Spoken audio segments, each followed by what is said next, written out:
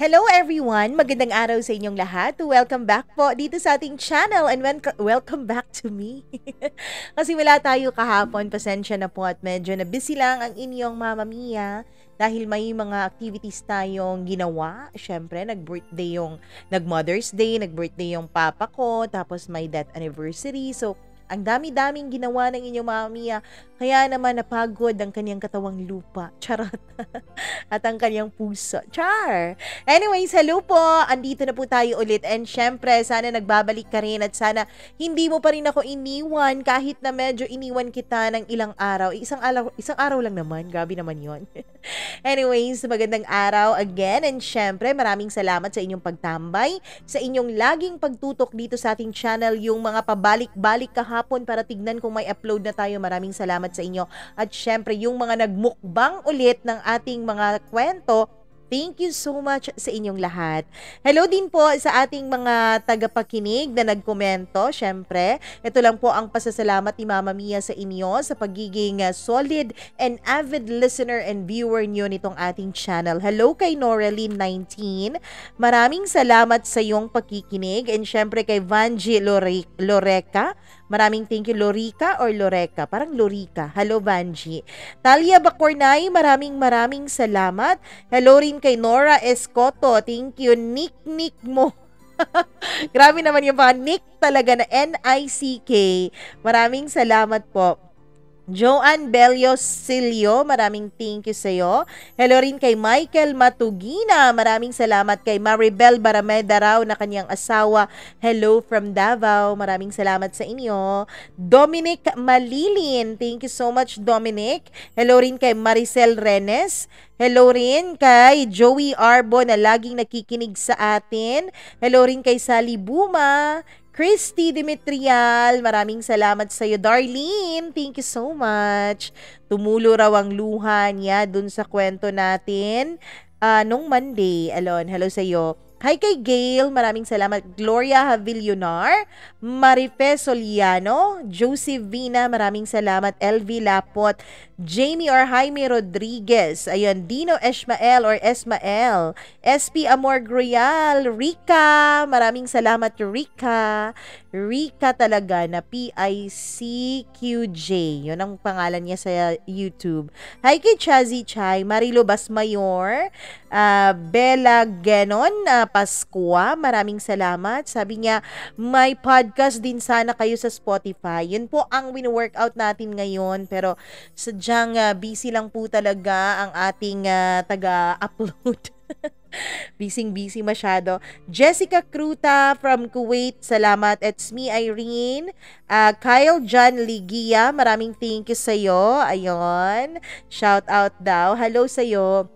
Maraming salamat din kay Jessa Tamayo from Hong Kong. Thank you sa'yo, Jessa. Morpins Vlog, Pedigia, Christina Season, Lori Ayono, Moonchild, ayon, user BB7QV. Ayan, ng Golden Trend Garments. Maraming salamat. Jessica Gustier or Gustur. Tama po ba? Marvy Montisilio, salamat sa iyo. Ayan, maraming salamat din kay Lizzie Lucapa. Maraming salamat kay Marvy, kay Maisel Cambi. Hello rin na Mira Zorbito. Maraming thank you sa iyo. Catherine of Pampanga, Kimberly. Salamat, late but never absent. Ganon ba yun? Admin PCDC, thank you so much. Jeannie 8724 from Italy, hello sa iyo. Maraming salamat din sa araw-araw na nakikinig sa atin si Blue Penguin. Or hello daw kay Alisa May or Eliza May from Rizal. Viva OFW, hello sa iyo. Watching from Singapore. Liza Aduan from Kuwait, maraming salamat. Hello rin kay Charlene Baclohan. Sweet Cel Ramos. Hello. Hi from Tagabalite, Tarlac. Maraming salamat, Sweet Cel. Hello rin kay Donna Frias. Hi Donna. Lorena Bragado. Avery 2360. Jonalyn Rojas. Helen Bacaron. Josie Malyare. Hello raw sa BFF ni Helen na taga Makati and Laguna Ladies Buds. Hello sa inyo Helen and Sonny. Hello rin kay Annaliza Ebat. Maraming salamat. Ann Miranda. Jessa Tamayo, Faye Flores, Beth Aranwes, Joven Tina Sison, maraming salamat sa iyo.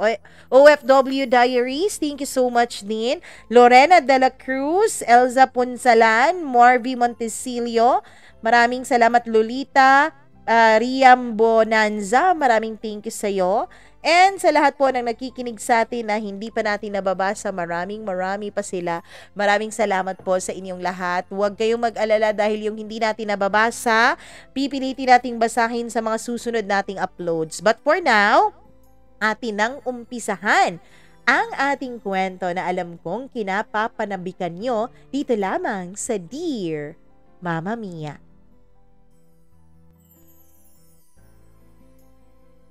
Maraming mga bagay sa mundo ang hindi natin maipaliwanag. Isa na rito ay kung bakit ganito ang pag-ibig. Bakit kayo pagtatagpuing dalawa kung wala namang balak na kayo ay gawing pangmatagalan at panghabang buhay? Dear Mama Mia, magandang araw sa inyong lahat, pati na rin po sa mga nakikinig sa inyo araw-araw kagaya ko, na lagi na lang nag-aabang sa inyong mga kwento. Itago niyo na lamang ako sa pangalang Hana. Sumulat ako dahil gusto ko lang maglabas ng hinanakit dito sa inyong channel and hopefully makayanan kong tapusin na itype ang kwento kong ito nang hindi umiiyak. Mama Mia, medyo mahaba po ang kwento ko dahil nag-umpisa po ito nung aking kabataan. Mama Mia, hihilingin ko rin sana na wag nang putulin ng part 1 at part 2 ang kwento ko para nang sa ganun ay mas maintindihan ng mga nakikinig sa atin ang buong karanasan ko. Hopefully po, mapili niyo po ang kwento ko na basahin at i-share sa inyong channel. Mama Mia, when I was in grade 1, may naging schoolmate po ako na itago na lang natin sa pangalang Chad. Si Chad po, Mama Mia, ay may pagkapilyo. Siya po yung tipo ng lalaki na pilyo talaga. Yung nang bubukas ng bag ng kung sino-sino at naglalagay ng mga bato. Sila rin po yung mga kalalakihan na laging nang aasar ng mga kababaihan. Pero hindi naman ganun si Chad sa iba. Mama Mia, sa akin lang po siya ganun. Lagi po kaming nagkikita sa kantin tuwing recess time. Hindi po kasi kami magkaklase. And every time na magkikita kaming dalawa, ay iinit talaga ang ulo ko sa kanya dahil ako na lang ang palagi niyang nakikita at ako na lang ang palagi niyang tinatampulan ng kanyang pagkakulit. Mama Mia, lagi po niya akong tinatawag at kapag nililingon ko siya, ay kinikindatan niya ako. Pagkatapos ay tatakbo siya kapag nakikita na niyang gusto ko na siyang habulin at hampasin. Mama Mia, dahil sa mga pangyayaring gano'n, naisip ko na lang na baliwalain na lang si Chad. Hindi ko na lang siya papansinin.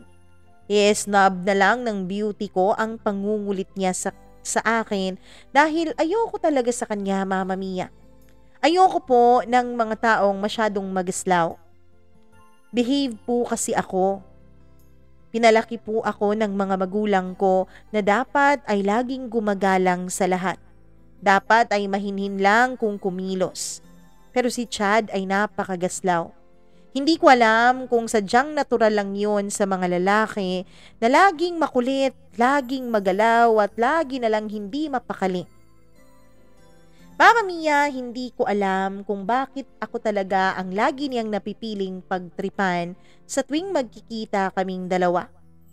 Until nung grade 3 kami ay sa hindi ko inaasahang pagkakataon ay naging classmate ko na siya.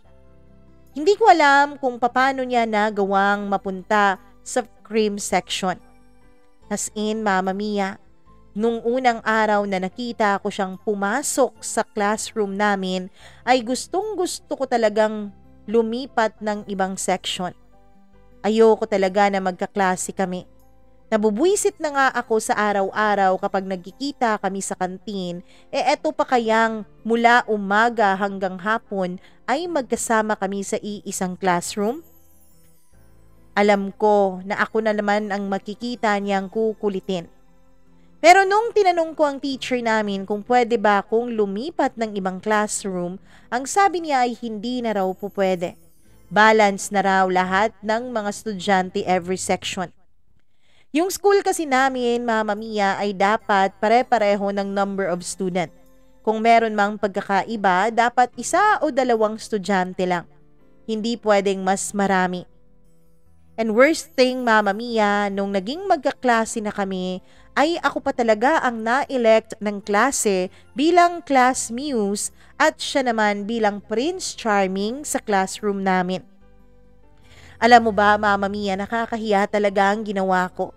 Umiyak talaga ako ng umiyak dahil ayoko talaga na magkaklase kaming dalawa. Ayoko po na siya ang magiging partner ko, lalo na kapag merong mga pa-contest sa school namin. Yun kasi ang role ng Muse at Prince Charming. Kapag merong mga activities na kailangan ng mga representative, kami po ang palaging pinapadala. Kapag may United Nations at may Miss and Mr. UN, kami po palagi ang isinasali ng aming section. Mama Mia, dahil sa sobrang galit ko noon at sa sobrang inis ko dahil wala na nga akong nagawa nung ma-elect na kaming pareho bilang class muse and Prince Charming, ay nagsumbong pa talaga ako noon sa mama ko. Natawa na lang ang mama ko sa akin. Mama Mia, nung nag-grade 4 kami ay hindi na ulit kami magkaklasing dalawa hanggang sa nung mag-grade 5 na kami. Pero nung nag-grade 6 kami ay naging magkaklase ulit kaming dalawa. Mama Mia, hate na hate ko talaga kapag nagkakaroon na ng election of officers sa mga classrooms. Ayoko talaga na ma-elect dahil yung mga classmates ko ay talaga namang puro tuksuhan ng alam. Lalo na noong naging magkaklase na naman kami ni Chad. Mama Mia, yung mga classmates namin, kami ulit ang inelect nila bilang Muse and Prince Charming lang classroom. Ayoko talaga noon, pero ewan ko ba sa kanila, bakit lagi na lang kami nilang tinutukso ni Chad? Siguro nga dahil lagi akong nagagalit kay Chad. Nakikita nilang lagi niya akong kinukulit at ako naman ay inis na inis palagi. Lagi akong nang iirap sa kanya. Kung minsan ay binabato ko pa siya ng kung ano-ano, notebook, eraser, chalk at kung ano-ano pa na madampot ko kapag iniinis niya ako. Mama Mia, nung grade 6 nga kami, ang sabi ng mga kaklase ko ay gusto nilang malaman kung katulad pa rin ba daw nung grade 3 kami ang magiging reaksyon ko kapag naging magka-partner na naman kami ni Chad sa classroom officer. Titignan nila kung iiyak ba raw ulit ako. Ako naman, Mama Mia, ay nakitawa na lang noon dahil naalala ko nung time na umiyak talaga ako ng sobra at umuwi pa sa bahay namin kahit hindi pa tapos ang klase dahil nga sa inis ko nung ma-elect ako bilang Muse at si Chad naman bilang Prince Charming. Mama Mia, nung nag-grade 6 kami ay mas lalo pang dumami ang activity ng aming school, particularly ng aming batch. In every may event po, ang Prince at ang Muse ng bawat klase ang magdadala ng banner sa bawat section. And guess what, Mama Mia? Dahil sa dami ng aming mga activities na pinagsasamahan ni Chad, hindi ko na lang nalubos maisip na nagbago na ang lahat between sa aming dalawa. Yung inis na nararamdaman ko sa kanya dati, yung galit na nararamdaman ko sa kanya ay parang unti-unting napapalitan ng kilig. Unti-unting napapalitan ng hindi ko maipaliwanag na damdamin. Hindi ko talaga in-expect na yung pagiging mainitin ko ng ulo sa kanya noon ay darating din pala ang panahon na mapupunta pala yun sa sobrang kilig, Mama Mia. And every time na magkasama kaming dalawa, ay lagi na lang po kaming tinutukso ng aming mga classmates. Grade 6, last year as an elementary student. Mas naging close kami noon ni Chad, lalo na dahil may mga projects na magkasama kaming dalawa. Hanggang sa yung mga projects na yun ay lagi na lang naming pinag-uusapan, kaya naman lagi na rin kaming magkasama tuwing recess. At syempre, every dismissal ay magkasama kami lagi at magkasabay pa sa loob ng pedicab. Magkaparehong barangay lang kasi kami ni Chad, Mama Mia, pero mas nauna ako laging bumababa ng pedicab sa kanya dahil mas nauunang madaanan ng pedicab yung bahay namin. Until nung graduate na nga kaming dalawa. Mama Mia, nung graduation day ay umamin sa akin si Chad na gusto niya ako. Pero hindi pa kami pwede dahil pareho pa kaming batang dalawa. Ako rin naman ay may gusto na rin sa kanya pero tama naman siya. Hindi dapat nabigyan namin ng pansin yung aming mga nararamdaman dahil masyado pa kaming bata. Pero para sa akin ay baliwala na lang yun, Mama Mia. Yung feelings ko at yung feelings niya dahil nung mga panahon na yun, aminado akong pareho kaming immature at masyado pang bata pagdating sa pag-iibigan at pakikipagrelasyon. Hanggang sa sumapit ng June, first year na nung high school. Hindi na kami magkaklasing dalawa ni Chad at magkalayo na ang pinasukan naming paaralan dahil na-transfer na ako sa private school at siya naman ay sa public. Mama Mia, solong anak lang kasi ako. At nagkaroon po ng financial breakthrough ang pamilya namin, kaya naman inilipat ako ng mga magulang ko sa private school. At nung mga panahon na yon ay unti-unti na pong nagiging uso ang Facebook. Yun po kasi ang panahon na marami-rami na rin ang gumawa ng Facebook account at ako naman ay nakisali na rin. Gumawa ako ng sarili kong Facebook account. Mama Mia, hindi pa ako masyadong familiar noon sa kung papaano mag-open ng Facebook. Hindi pa rin ako masyadong familiar noon kung papaano ba ito pagalawin dahil may Friendster pa noon. Once or twice a month lang po ako nagbubukas ng Facebook ko. And then nung isang araw, panahon po yun ang pagbubukas ko ng aking account nung makita kong may nag-friend request sa akin. At nung nakita ko yon ay familiar po ang kanyang mukha kahit na ang liit-liit pa noon sa screen. At kahit na medyo pixelated pa yun noon, Mama Mia. Pero yung pangalan niya ay hindi ko po nakilala agad. Kasi masyadong Jejimon. Bogsh Shadi. Yun po ang nakalagay na pangalan. Pero nung makita ko nga at maaninag ko kung sino yon, ay inaccept ko naman kaagad dahil nakilala kong si Chad pala yun.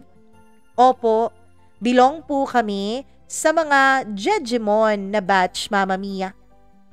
At nung inaccept ko nga siya ay agad namang nag-message sa akin si Chad. Hi, thanks sa accept. Musta na you? Tanong niya. Okay lang. Sagot ko naman. Okay, TC always. Mama Mia, yun lang po ang palitan namin noon ng messages at napaka-Jejimon talaga. Pero hanggang dun lang ang naging conversation namin. June noon, third year high school na ako nung magkaroon ako ng boyfriend. Itago na lang natin siya sa pangalang Paulo. Si Paulo po, Mama Mia, ay gwapo, mabait, at syempre, marami po siyang mga naging girlfriends before sa akin pero ang sabi niya ay magbabago na raw siya para sa akin. Nakikita ko naman na mabait si Paulo. At nabalitaan ko rin, Mama Mia, na nagkaroon na ng girlfriend si Chad. At yun ay walang iba kundi ang elementary best friend ko. Mama Mia, nung mga panahon na yun, aaminin ko na medyo na-affect ako ng konti. Pero konti lang naman.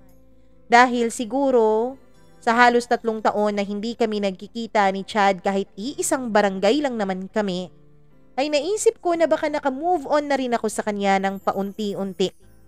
At yun po ang naisip kong dahilan para bigyan ko na ng pagkakataon si Paulo. Hindi naman po bawal sa akin ang pakikipag-boyfriend. Ang laging sinasabi ng mama at papa ko ay dapat lang daw na isipin ko muna ang pag-aaral ko. Pwede naman daw akong pumasok sa pakikipagrelasyon pero wag yung masyadong seryoso. Wag yung masyado akong maaapektuhan at maaapektuhan ang pag-aaral ko. Naisip ko noon na siguro hindi naman makakaapekto si Paulo sa akin. At nagugustuhan ko naman siya dahil lagi akong kinikilig sa tuwing may mga pakulo siya para pakiligin ako. At yun na nga ang dahilan kung bakit ko sinagot si Paulo. Sabi ko noon, naging mabuti rin naman ang kapalaran para sa aming dalawa ni Chad. Pareho kaming busy sa aming pag-aaral at busy rin sa kanya-kanya naming mga love life. Pareho kaming masaya sa mga love life namin. Pero Mama Mia, ang akala kong panghabang buhay kong kasiyahan ay hindi naman pala. Ilang buwan matapos kong sagutin si Paulo ay naging makulit na ito sa akin tungkol sa isang bagay na dapat ay ginagawa lamang ng mga mag-asawa. Nung una ay umaayaw ako. Nung una ay sinasabi ko sa kanya na dapat ay panatilihin namin ang aming boundaries at limitations para sa aming relasyon. Nung una ay naiintindihan naman ni Paulo. Nung una ay sinasabi naman niya na ayos lang daw, Mama Mia. Sinusubukan lang naman daw niya. Hanggang sa paulit-ulit na lang. Kapag may mga special occasion, monthsary, birthday, Valentine's Day, Pasko, basta kung ano-anong special occasion, Mama Mia, ay lagi niyang isinisingit sa akin ang tungkol sa bagay na yon. At dahil nga na-curious na rin ako, ay pumayag na rin ako na magkipagtsuktsakan kay Paulo. Siguro nga, Mama Mia, out of curiosity at dahil first boyfriend ko nga si Paulo, ay naisip ko rin noon paano kaya kung pagbigyan ko siya. Hindi ko na lang babanggitin kung saan ako nag-aaral pero sa paaralan namin, hindi ko alam kung alam ng mga teachers pero marami pong estudyante ang pumapasok na po sa premarital sex kahit na high school pa lamang. Too young for that thing, ha? Pero ano bang magagawa ko? Nangyari na ang nangyari at syempre, ayoko rin naman noon na parang OP ako sa tuwing nag-uusap ang mga kaibigan ko. Matatawag yung peer pressure pero ginusto ko rin po ang nangyari. Wala po akong ibang sinisisi sa mga nangyari dahil pumayag naman po akong bumukaka sa harap ni Paulo. At yun na nga, year 2013, nung malaman ko na buntis ako. Mama Mia, dahil po yun sa hindi ko maipaliwanag na pagod. Noon naman ay sobra-sobra akong may energy sa bawat araw ng klase. Kahit pa nga nag-PE na ako, kahit pa nag-extracurricular na ako at kahit pa buong araw akong nag-aral ay may oras pa rin ako noon para kay Paulo at syempre para na rin sa sarili ko. Pero pagkalipas ng ilang buwan nung may nangyayari na sa amin ni Paulo ay nahahalata ko na lang, Mama Mia, na para bang meron talagang mali sa akin. Lagi na lang akong pagod. Lagi na lang na gusto kong matulog at ayokong kumain. May paminsan-minsan naman na gustong-gusto kong kumain. Hindi ko na maintindihan noon ang sarili ko. Hanggang sa may nakita akong Facebook video tungkol sa pagiging buntis.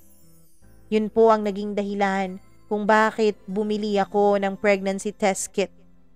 Naka-jacket pa ako noon at naka-loose na pants at syempre tinakpan ko rin ng hoodie ng jacket ang pagmumukha ko para hindi mahalata na batang-bata pa akong bumibili ng pregnancy test kit. Nakamalaking shades din ako noon kaya naman hindi talaga ako makikilala ng sino man. Tinanong pa talaga ako ng pharmacist kung bakit daw ako may suot-suot na jacket ang init-init ng panahon. Pero nung malaman niya kung ano ang bibilhin ko, parang naintindihan na niya ang mga nangyayari. Dali-dali akong bumalik ng bahay. Tiniming ko talaga noon na wala pang mga magulang ko nung gamitin ko ang pregnancy test kit na yon. At nun nga, nalaman kong buntis ako. Mama Mia, at first ay hindi ko talaga alam kung paano ko sasabihin sa mga magulang ko. Buti na lang at malapit na ring matapos ang school year na yon. Sabi ko sa sarili ko, paaabutin ko muna ang month of March bago ko sabihin sa mga magulang ko nang sa ganun ay matapos ko muna ang school year na yon. At nung sinabi ko na nga sa mga magulang ko yon, ay nakita ko po kung gaano sila ka-disappointed sa akin. Nasaktan ako sa naging reaksyon ng mga magulang ko. Pero ano pa bang i-expect ko? Nagkasala ako, nagkamali ako, at ngayon ay mapapahiya sila dahil sa pagkakamali kong yun. At dahil nga sa sitwasyon ko, ay na-experience kong ma-depress. Dahil sa dami ng judgment mula sa aking pamilya, sa aking mga kamag-anak, at pati na rin, Mama Mia, sa mga kaibigan ko. Hindi raw sila makapaniwala kasi ako raw ang tipo ng babae na masyadong tahimik sa klase. At inosenteng-inosente pa raw ang pagmumukha at ang mga kilos. Oo, nasaktan ako sa mga sinabi nila pero alam ko namang tama sila. Tama naman talaga sila dahil maski ako, Mama Mia, hindi naman talaga ako makapaniwala na nangyari yun sa akin at nagawa ko ang mga bagay na yun. Pero ano pa bang magagawa ko? Tapos na ang lahat. Nangyari na ang lahat. At nadala na ako sa tentasyon at nadala na rin ako sa kapusukan na nararamdaman ko noon. Mama Mia, mula nga noong mabuntis ako ay na-experience ko kung gaano talaga ka-stricto ang mga magulang ko. Only child naman kasi talaga ako, Mama Mia. Kumbaga, ako lang ang nag-iisa nilang pride and joy. Kaya naman naiintindihan ko kung ano ang nararamdaman nila. Naiintindihan ko kung bakit gano'n na lang ang disappointment nila. Wala na kasi silang second chance kasi wala na silang ibang anak. Kumbaga, yung failure ko ay habang buhay nang nakakabit sa kanila. Mama Mia, ang totoo niyan, maski ako ay nawalan na rin ng gana sa buhay ko nung mga time na yon. Pero, nagpapasalamat pa rin ako dahil sa pag-usad ng mga araw, linggo at buwan ay natutunan din ng mga magulang ko na tanggapin ang naging sitwasyon ko. Lalo na nung nakapanganak na ako. Nakita nila ang anak ko at mahal na mahal nila ito. Siguro nga dahil sabik rin sila sa bata. Mama Mia, hanggang sa isang araw nung mag 1-year-old na ang anak ko ay tinanong ako ng mama ko kung gusto ko raw ba na mag-aral ulit. Sabi ko oo. Humanap na lang sila ng pwedeng mag-alaga sa anak ko. Pero ang sabi nila ngayon ay may kondisyon na raw. Ipagpapatuloy ko raw ang pag-aaral ko pero bawal muna akong pumasok sa pakikipagrelasyon hanggat hindi ako natatapos sa aking pag-aaral. Mama Mia, ang totoo niyan ay nagkahiwalay rin kami ni Paulo lalo na nung malaman niyang buntis ako. Dahil ayaw niya ng pinagbubuntis ko. Mula nga noong nalaman niya na buntis ako, Mama Mia, ay naging toxic na talaga ang relasyon naming dalawa. Lagi na lang kaming nag-aaway. Lagi na lang niya akong nasasaktan at lagi ko na rin siyang nahuhuli na may iba't ibang babae. Hindi lang basta babae kundi yung mga kaklase pa talaga namin ang kanyang mga nililigawan at naging girlfriends. Kaya naman nasaktan talaga ako, Mama Mia, at nagdesisyon na lang ako na tapusin na lang ang relasyon naming dalawa. At nung nalaman nga ng mga magulang ko ang tungkol sa pagtatapos ko ng relasyon namin ni Paulo ay natuwa sila. Ang sabi nila ay hindi naman daw talaga nila gusto si Paulo para sa akin. Mas may makikilala at makikita para akong bago pero unahin ko raw muna ang pag-aaral ko. Kaya yun ang ginawa ko. Nag-aral akong mabuti. Inuna ko ang pag-aaral ko at ang pag-aalaga ko sa anak ko hanggang sa makagraduate na nga ako ng high school taong 2015, Mama Mia. At pinag-aral na rin ako ng mga magulang ko sa college ng kursong Business Administration. Mama Mia, nung makagraduate ako, summer noon, nung bumalik po ang communication naming dalawa ni Chad. Yung lalaking una kong naging crush. yung lalaking una kong nagustuhan. Nag-chat kasi siya sa akin, isang simple hi lang po at ako naman ay nag-reply lang sa kanya ng hello. Pagkatapos noon ay kinumusta niya ako at nangumusta rin ako sa kanya. Ang totoo ay hindi ko talaga in-expect na matatagalan ang pag-chat naming dalawa noon. Akala ko ay tulad lang nung unang chat namin na hi, hello, kumusta at take care always lang. Pero ngayon ay tumagal po ang pag-uusap naming dalawa. Siguro dahil medyo nag-mature na rin kami nung mga panahon na yon. Hindi na rin jejemon kung mag-chat sa akin si Chad. Mama Mia, hanggang sa dumating kami sa topic na pinag-usapan namin ang tungkol sa present life naming dalawa. At binalikan rin namin ang aming mga memories nung aming elementary days, kung saan nagsimula ang aming puppy love dalawa. Ang totoo niyan ay sumasaya ang buhay ko at sumasaya ang araw ko kapag magka-chat kaming dalawa ni Chad. Mama Mia, para bang ang tagal-tagal na naming magka-chat dalawa? Para bang walang mga taon na lumipas na hindi kami naging magkausap? Hanggang sa unti-unti ay parang naging mag-best friend na kaming dalawa. Mama Mia, ikwento rin niya sa akin na matagal na rin pala silang naghiwalay ng kanyang girlfriend na dati kong elementary best friend. 1 taon lang din pala ang itinagal ng kanilang relasyon dahil ang totoo daw ay nasa process pa siya ng pag-move on kasi nga niloko din siya nung aking ex-best friend. May iba raw itong lalaki. Mama Mia, fresh pa raw para sa kanya ang sakit. Naiintindihan ko si Chad. Hindi naman talaga madali ang mag-move on lalo na kung tungkol sa panloloko ang paghihiwalay ninyong dalawa. Same reason ang breakup namin ng ex ko. Cheating din. Hindi lang 1 beses kundi maraming beses. Ang totoo niyan, Mama Mia, nung unang nahuli ko si Paulo na may ibang babae ay pinagpasensyahan ko siya. Naisip kong buntis ako, kaya naisip kong dapat ipaglaban ko ang relasyon ko kay Paulo at ipaglaban ko ang tungkol sa aming dalawa. Dahil ayokong lumaki noon ang anak ko nang walang kinikilalang ama. Pero tama nga siguro ang sinasabi nila noon, na kapag hindi talaga kayo para sa isa't isa, magkakasakitan at magkakasakitan talaga kayo hanggang sa wala na kayong ibang choice kundi bitawan ng isa't isa. Oo, binitawan ko rin po si Paulo. Naisip ko noon na patas lang din pala kaming dalawa ni Chad kasi pareho kaming niloko ng mga naging karelasyon namin.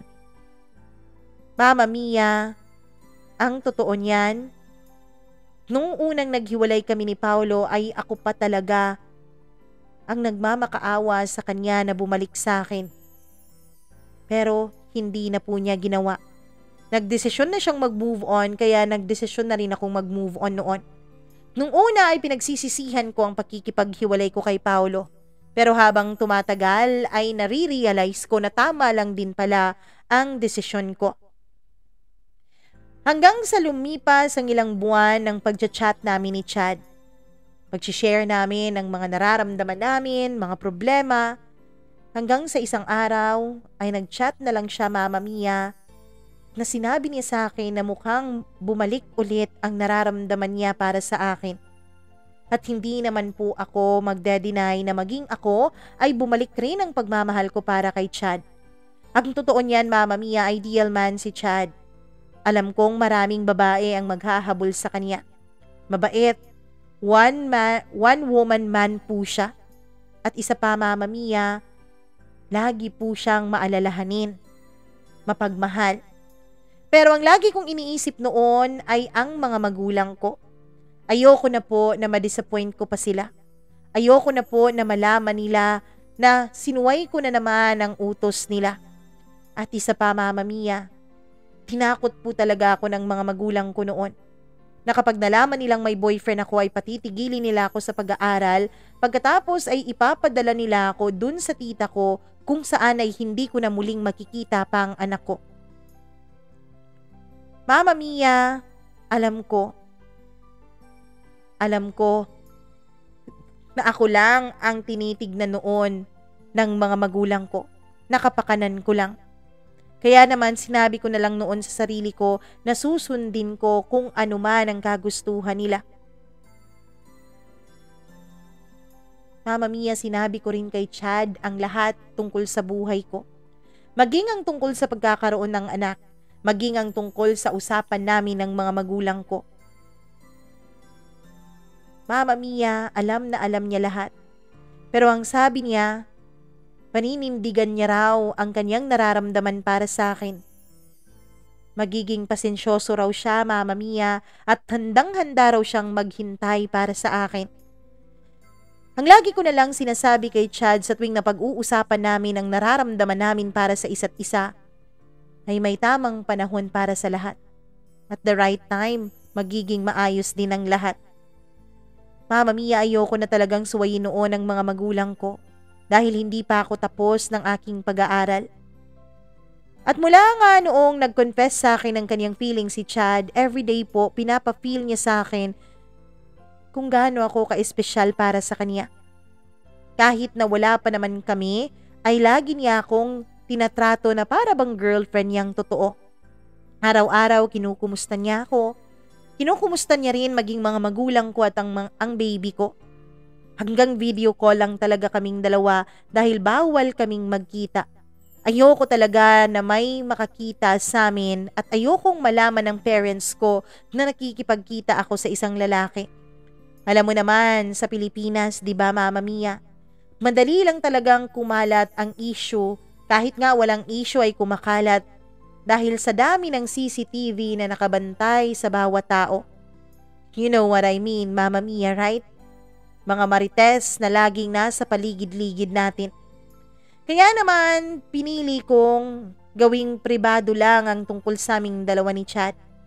Okay na rin yun, at least komportable kaming dalawa na kahit sa video call at sa text lang kami nagkikita, ay mahal naman namin ang isa't isa.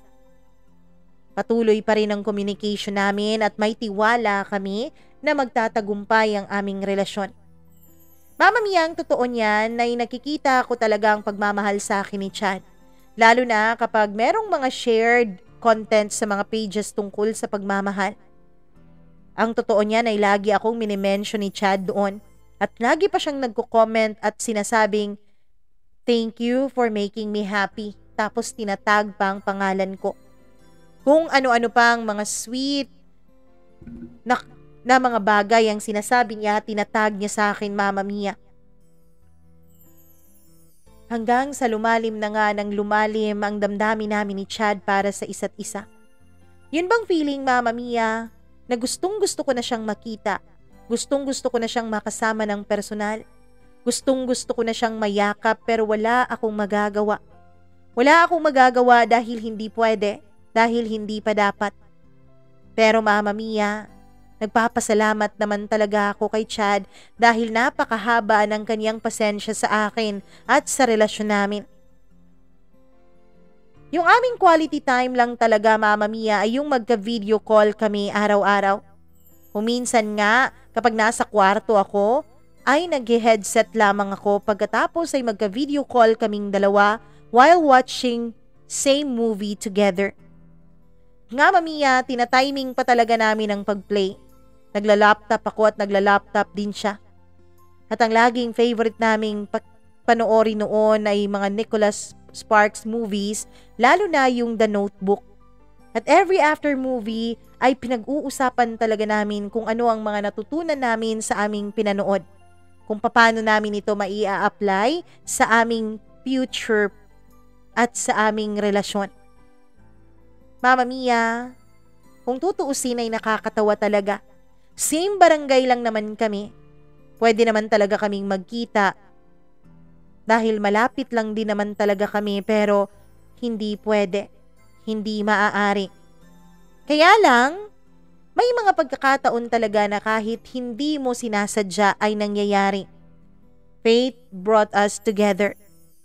One time, Mama Mia, nagsimba po ako kasama ng parents ko at ng anak ko as always kada linggo. Gulat na gulat ako nung may tumabi sa akin at nung nilingon ko ay si Chad pala yun. Grabe po ang kabang nararamdaman ko noon. Kaba dahil sa wakas ay nakita ko na ang lalaking mahal ko.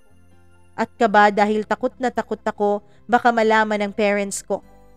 Ang totoo niyan, kahit magkatabi kami ng upuan ay walang ni isa sa aming dalawang nagsalita dahil katabi ko nga ang parents ko noon.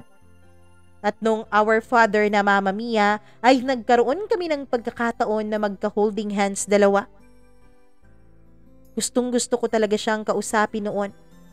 Pero inisip ko na lang habang nagmimisa yung pare na maybe may ibang pagkakataon para magkausap kaming dalawa.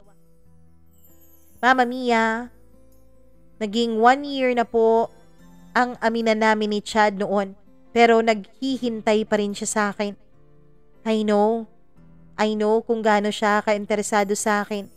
Nakita ko yung mga efforts niya, Mama Mia, kahit na sa video call at chat lang kami laging magkausap. Lagi niyang sinispend ang time niya sa akin.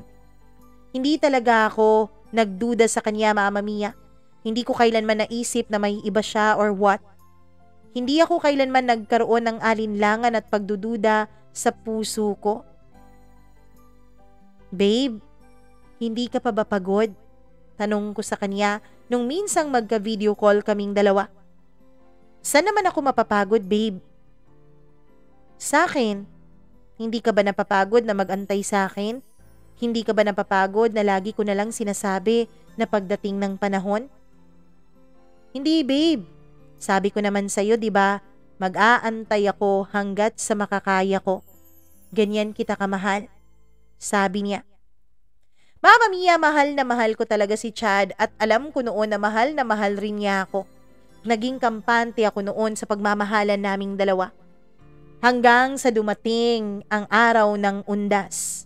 Nagkita kaming dalawa ni Chad sa sementeryo kahit na ang totoo ay hindi naman kami nag-usap dalawa. Hindi kami nag-usap na nung mga oras na yun kami pupunta. Siguro tadhana lang talaga ang gumawa ng pagkakataon at ng panahon. At nung nagkita kami ay nagka-chance kaming magkausap kasi hindi ko pa kasama noon ang parents ko. Umuwi muna sila dahil kumuha ng gatas para sa baby ko. Isnama rin nila ang anak ko, Mama Mia. At dahil sa dami ng tao noon at alam ko na may kanya-kanya rin silang agenda at may kanya-kanya rin silang ginagawa dun sa sementeryo, ay naisip ko na wala naman sigurong magsusumbong sa mga magulang ko. Kasama ko noon ang mga kaibigan ko, Mama Mia. Dahil ang totoo, akala ko talaga ay nakauwi na ng bahay sina Mama. Pero Mama Mia, hindi pa pala. Bumalik pala sila agad dahil nakita nila ang tita ko at nag-uusap sila. Habang nag-uusap sila ay nakita nila kaming dalawa ni Chad na magkausap pagkatapos ay magkahawak pang kamay. Pero nung nakita ko ng mga magulang ko ay agad kong binitawan ng mga kamay ni Chad. Agad akong lumapit sa kanila.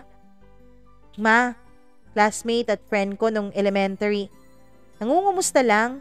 Ang tagal-tagal na kasi naming hindi nagkita. Mama Mia, kinakabahan talaga ako noon. Natatakot ako sa kung ano ang pwedeng maging reaksyon nila, lalo pat nasa madaming taong lugar kami. Pero ngumiti lang ang mama at papa ko.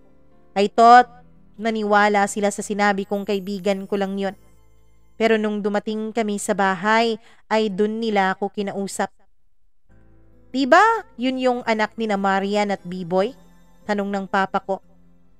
Opo pa, classmate ko nung elementary. Classmate mo o boyfriend mo? Tanong naman ng mama. Hindi ma, classmate ko lang talaga yun, magkaklase kami noon. Subukan mo lang talaga. Subukan mo lang, Hana. Subukan mo lang na suwayin kami ng papa mo. Ilalayo talaga namin sa iyo ang anak mo. Yan ang tandaan mo. Mama Mia, natakot talaga ako at nasaktan nung marinig ko ang sinabing yun ng mama. Pero I promise them na hindi na talaga ako uulit. Hindi na mangyayari sa akin yung nangyari sa akin nung high school ako.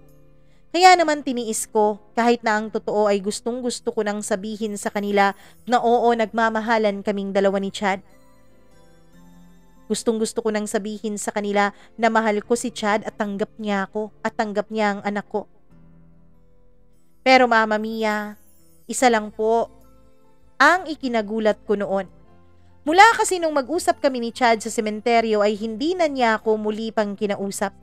Naging cold na siya sa akin. May mga pagkakataon na magka-chat kaming dalawa pero hindi na siya nagre-reply. Kung mag-reply man siya Mama Mia ay yung pa-ending talaga. Okay, oo, hindi. Ganun lang. Sinabi ko noon sa sarili ko na baka napagod na si Chad sa kakaantay sa akin. Pero kapag sinasabi ko naman sa kanya kung pagod na siya Mama Mia, lagi naman niyang sinasabi na hindi. Wala lang daw talaga siya sa mood dahil busy siya at midterm week na nila. Ako naman ay naniwala. Pero alam ko na may mali talaga. Hanggang sa hindi na niya ako na-replyan. Kaya naman I flooded him with messages. I love you so much, babe. Mahal na mahal kita. Alam kong alam mo yan, hindi ba? Sinend ko yun sa kanya Mama Mia ng higit sa 30 beses. Hanggang sa isang araw Mama Mia, siya naman ang nag-text sa akin. Mahal din kita, Hana. Mahal na mahal kita at sana lagi mong tandaan yan. Sinend rin niya sa akin yon ng maraming beses. Natuwa ako Mama Mia. Sinabi ko pa sa kanya na mas mahal ko siya at text you later.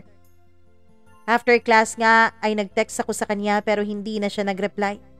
At kapag tinatawagan ko naman siya Mama Mia ay lagi na lang nagre-ring ang cellphone niya at wala namang sumasagot. Whole day po siyang hindi nag-online noon sa Facebook. Ako naman Mama Mia ay nag-aalala na talaga ng sobra. I even asked his friends pero ang sabi nila ay nandun lang daw si Chad sa boarding house nila. Pero Mama Mia, yun na po ang last conversation naming dalawa ni Chad dahil hindi na siya nagparamdam sa akin. Halos mabaliw-baliw ako noon sa pag-iisip kung ano ba ang rason. Is it me? May nagawa ba akong mali? Napakasakit Mama Mia nung parang iniwan ka na lang bigla sa ere. Iniwan ka na lang na wala man lang ni kahit katiting na explanation. Sabi ko noon sa sarili ko, sana balang araw, masagot rin ni Chad ang lahat ng mga tanong ko sa kanya. Kahit na sa araw na yon ay masaya na siya sa iba. Tinanggap ko na lang Mama Mia ang katotohanan na hindi na nag-chat sa akin muli si Chad. Pinagpatuloy ko na lang ang pag-aaral ko pero hindi ko talaga maiwasan na maisip siya at masaktan kapag nangyayari yon. Pero alam kong kailangan kong mag-move on. Kailangan kong mag-focus sa pag-aaral ko para sa anak ko. Hanggang sa 2017 Mama Mia, narinig ko na lang na may iba ng girlfriend si Chad. I even stalked his Facebook account Mama Mia kasi friends pa rin naman kami sa Facebook. And yes, nakita kong masaya na siya. Pero I'm still hoping na balang araw ay magchat-chat din siya sa akin para magbigay ng explanation kung bakit bigla-bigla na lang siyang nawala. Hanggang sa January 1, 2018, almost 2 a.m. Mama Mia, nakareceive po ako ng chat galing kay Chad greeting me a Happy New Year. The one thing I've been wishing for Mama Mia. Nag-reply din ako sa kanya ng Happy New Year to you Chad and to your family. Akala ko ay hanggang dun lang ang conversation naming dalawa. Pero yun pala ang magiging closure naming dalawa Mama Mia. Nangamusta siya pagkatapos ay sinabi niya sa akin lahat. Bagong taon pero umiiyak ako ng halos baldi-balding luha noon. Hana, naaalala mo pa ba yung last conversation natin? Oo naman Chad, fresh na fresh pa yun sa utak ko. Pero natutunan ko na rin namang tanggapin ang mga bagay na yon. Naalala mo rin ba yung undas na nakita tayo ng parents mo sa sementeryo? From that Mama Mia ay umami na sa akin si Chad. Ang sabi niya ay kinausap daw pala siya ng mga magulang ko isang araw matapos kaming mahuli na nag-uusap doon sa sementeryo. Ang sabi niya Mama Mia ay kinausap siya para layuan ako. Chad, bakit ka naman nagpadala? Hindi naman ako nagpadala, Hana. Nilaban naman kita. Pero hindi ko kaya yung parents mo. Hindi ko sila kayang mapakiusapan. May tama rin naman sila, Hana. Mahirap lang kami. Isa pa, alam mo naman siguro yung family background namin, hindi ba? Alam mong nakakahiya yung nangyari sa pamilya namin. Yung mama ko, sumama sa ibang lalaki, hindi ba? Sa kapatid ng papa ko. Tapos yung papa ko naman ay nakulong dahil sa kasong rape. Alam mo naman yun. Alam ng buong barangay yun. At ang sabi ng mga magulang mo, hindi na raw nila kaya ng isa pang kahihiyan. Nahiya na raw sila nung mangyari yun sa'yo, nung nagpabuntis ka ng maaga. At kapag naging tayong dalawa pa raw ay mas nakakahiya ang maibibigay ko sa kanila. Chad naman, tinanggap mo naman yung nakaraan ko. Tinanggap mo ako kaya tatanggapin rin naman kita. Alam ko, Hana, alam kong tanggap mo ako. Pero hindi naman pwedeng mamili ka sa mga magulang mo at sa anak mo at sa akin, hindi ba? Pero Chad, sana nag-antay ka man lang. Sana inantay mo na lang ako. Gagraduate na ako, Chad. Gagraduate na ako next year. Konting-konti na lang sana.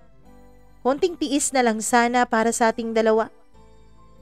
Sana kung nagtiis ka, tayo pa rin siguro hanggang ngayon. Sana malapit nang matupad yung mga pangako at plano natin sa bawat isa. Sorry, Hana. Sorry, pero alam kong mas mapapabuti ka nang wala ako sa buhay mo. Masaya na rin ako ngayon. Sana masaya ka na rin. Iniisip ka lang talaga ng mga magulang mo. Alam kong tama sila. Meron pang mas darating na mas karapat dapat para sa'yo kaysa sa akin. At alam ko, hindi nila makita ang worth ko at hindi nila makita ang karapat dapat ako. Dahil ang laging naiisip ng mga tao sa akin ay matutulad din ako sa mga magulang ko. Magiging kriminal din ako pagdating ng panahon.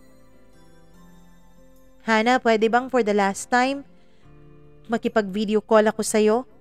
Gusto ko sanang humingi sa'yo ng sincere apology. Sabi niya. Pero ako na ang nag-insist na wag na, Mama Mia. Kasi alam ko na wala rin naman akong masasabi. Alam ko na puro iyak lang din naman ang magagawa ko kapag mag-video call kaming dalawa. Pero naging makulit siya. Naging makulit siya at ang sabi niya kahit yun na lang ang sa huling pagkakataon na magkausap kaming dalawa. Kaya naman pinagbigyan ko na lang siya, Mama Mia. Ang totoo niyan, mas lalo ko po siyang minahal. Lalo na nung nag-video call na kaming dalawa. Piling-pili ang mga words niya, Mama Mia. Yung mga bagay at yung mga salita na parang iniingatan niya yung damdamin ko para hindi ako masyadong masaktan, para hindi ako masyadong madurog. Pero naiintindihan ko, Mama Mia. Naiintindihan ko na may mahal na siyang iba. Naiintindihan ko na kahit mahal pa niya ako, ay hindi rin naman siya magiging masaya sa akin. Yun naman talaga ang importante, hindi ba? At yung madaling araw na yun, Mama Mia, that was our closure. Ilang beses ko pong pinigil ang sarili kong wag umiyak at wag tumulo ang luha ko. Pero Mama Mia, nung sinabi niya sa akin, I love you for the last time, yun po, ang dahilan kung bakit unti-unti ay nag-uunahang tumulo ang mga mata sa ang mga luha sa mga mata ko. Grabe ang iyak ko noon, Mama Mia. Tinapos ko na lang ang video chat na yon, pagkatapos ay nag-reply na lang ako sa kanya through chat. Thank you for the video call, Chad. Okay na ako. Don't worry, naiintindihan kita. Don't worry, kahit anong mangyari ay maiintindihan kita. Alam kong nasa masayang lugar ka na ngayon. Masaya na ang feeling mo, masaya ka na ngayon sa feeling niya. At nakikita ko naman yon sa mga post niyong dalawa. Nakikita ako kung gaano kayo kasaya. Good luck. I love you and goodbye. Mama Mia, yun ang huli naming pag-uusap ni Chad bago ako graduate May of 2019. At nung graduation day ko ay binati niya ako. Congratulations, you made it finally. This time, alam kong proud na ang parents mo sa'yo. Alam kong mabubura na ang disappointment na ibinigay mo sa kanila noon. Pagkatapos nun, Mama Mia, pagkatapos niyang mag-message sa akin ay nagpasalamat ako at pagkatapos ay binuksan ko ang Facebook account niya. Mama Mia, nakita ko doon na masaya pa rin siya kasama yung babae niya. Masaya pa rin siya doon, Mama Mia. Kaya naman, iko-close ko na sana yun, pero nakita ko na may isang post siya na ang dami-daming reaction. Kaya naman, Mama Mia, tinignan ko yun. 1 taon mahigit ko rin kasing in-unfollow si Chad, Mama Mia. Mula nung closure naming dalawa ay in-unfollow ko na siya para hindi na ako makakita ng post tungkol sa kanya. Nang sa ganon ay mas makamove on ako. Pero nung nag-chat siya sa akin na nagko-congratulate sa pag-graduate ko, ay binuksan ko ulit ang account niya. At nung nakita ko nga yung isang post na ang dami-daming greetings, dun ko nakita na ikakasal na pala siya, Mama Mia, dahil buntis ang kaniyang girlfriend.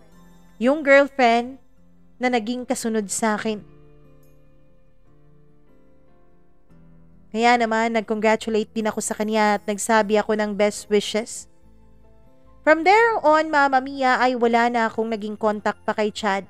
Ang sabi nila ay nasa Mindanao na raw si Chad kasama ang kanyang mag-ina. Naikasal pala sila, Mama Mia. Natuloy ang kasal at alam kong masaya si Chad.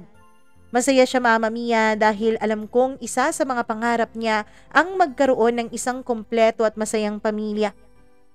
Hindi kasi kompleto ang pamilya ni Chad. Iniwan sila ng mga magulang nila. Yung papa niya nakulong, hindi ko alam kung nakalaya na ba. Yung mama naman niya ay sumama sa kapatid ng papa niya. Napakalungkot at napakasalimuot ng naging childhood ni Chad. Kaya naman bilib na bilib ako sa kanya, Mama Mia. Kahit na ganun ang nangyari sa kanya, ay lumaki pa rin siyang mabuting tao. Ngayon, siguradong sigurado ako na magiging mabuti siyang ama at mabuting asawa. Ako naman, Mama Mia, nagkaroon ako ng trabaho noong September 2019. Kaya lang po, natanggal din ako dahil nagkaroon ng pandemic noong 2020. Pero ang pandemic na yun ay siya namang naging pintuan para magbukas sa akin ang lugar ng pagnenegosyo. Dun po ay nagbibake ako ng kung ano-ano at nagbibenta na rin ng mga damit online. Sa awa naman ng Diyos, Mama Mia, ay naging patok naman ito. Ngayon ay meron na po akong physical store sa aking mga damit at meron na rin akong bake shop, Mama Mia. Sinuportahan din kasi ako ng mga magulang ko. Kung love life po ang tatanungin nyo, wala pa po. Meron namang nagpapalipad hangin pero wala pa rin po ako sa kondisyon para magpapasok ng panibagong tao sa puso ko. Ang totoo kasi niyan, Mama Mia, hanggang ngayon ay nandito pa rin sa puso at damdamin ko si Chad. Hanggang ngayon kahit na may asawa na siya at may anak na siya, ay mahal na mahal ko pa rin siya. Alam kong mali, alam kong hindi dapat. Pero Mama Mia, wala namang mangyayari sa pagmamahal kong ito. Sabi ko na lang sa sarili ko, sana dumating ang araw na magiging okay din ako. Sana dumating ang araw na maalala ko si Chad, na wala ng kahit na anong sakit at na wala ng kahit na anong nararamdaman. Kundi pasasalamat na lang dahil kahit sa maikling panahon, kahit sa panahon na hindi ako kamahal-mahal, kahit sa panahon na pwede naman siyang humanap ng ibang magpapasaya sa kanya, ay pinili niya akong mahalin. Pinili niya akong kausapin kahit sa video call man lang. Chad, kung nasaan ka man ngayon, maniwala ka. Hangad ko talaga ang tunay at wagas mong kaligayahan. Maraming salamat po, Mama Mia, sa pagbibigay mo ng pagkakataon para basahin at mai-ere itong kwento ng buhay ko. Hanggang dito na lamang po. Ang inyong avid listener, Hana.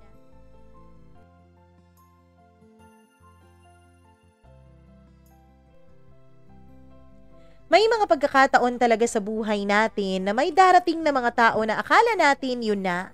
Akala natin, yun na ang panghabang buhay, na wala na tayong mahihiling pa at sila na ang makakasama natin hanggang sa ating pagtanda.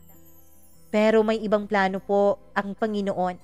Isa pa, ang sabi nila, hinahayaan daw tayong makakilala ng mga maling tao sa buhay natin para kapag dumating yung tamang tao, alam na natin kung paano i-handle ang relationship doon. Masaya ako para sa iyo, Hana, para sa business mo. Ipagdarasal namin na sana dumating ang araw na tuluyan ka nang maging okay at makamove on mula kay Chad. Sana din makilala mo na ang taong inilaan para sa'yo. Sana din maging masaya ka at sana isipin mo na ang taong ilalaan ng Diyos para sa'yo, yung taong hindi magbibigay ng kahit na anong komplikasyon sa buhay mo. Yung taong magbibigay ng peace of mind. Meron din naman na, 'di ba, yung masalimuot ngayon pero darating ang araw magiging maayos sila pa rin. Pero kapag kasi masalimuot ang timing, masalimuot ang relasyon, ibig sabihin hindi pa tamang timing o hindi tamang tao. Dalawa lang yun eh. Kasi kapag tamang tao at tamang timing, lahat talaga magpo-fall into place. Lahat talaga magiging maayos.